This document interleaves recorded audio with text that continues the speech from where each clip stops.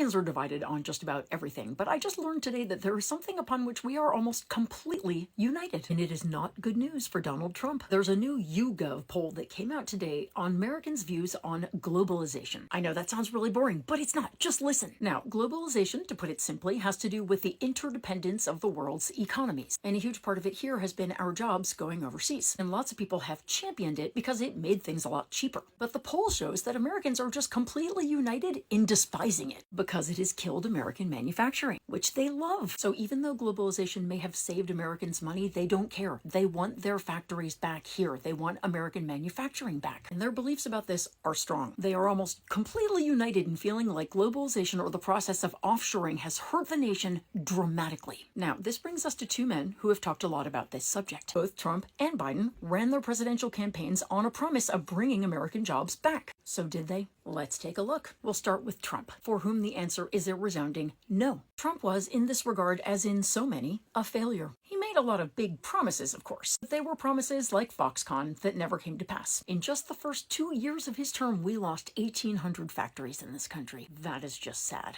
Now let's talk about President Biden. He also promised to bring back manufacturing jobs, and this graph pretty much tells you what happened next. He signed the Infrastructure Act into law, the American Rescue Plan Act, the Chips and Science Act, and the Inflation Reduction Act. And these bills are going to make the people taking those polls very happy. Just look at this headline, or this one, or this one. Or just consider that factory construction spending increased by 73% in 2023. And these factories are going up in places where private capital had just walked away. You don't believe me? The White House has it all in one place. You can look at all the factories being built. Check it out. Just go to invest.gov. The map will show you first private investments, all of which have been spurred by incentives in the Inflation Reduction Act and the Infrastructure Act and all of the other bills that Biden and the Democrats passed. You can also toggle over and look at all the public infrastructure projects. You can click on any dot and it'll show you exactly what factory is being built there, including in a lot of states that didn't even vote for Biden, all over the country. It's a factory bonanza. You can even search by state and see just how Biden's promise is coming true where you live. So,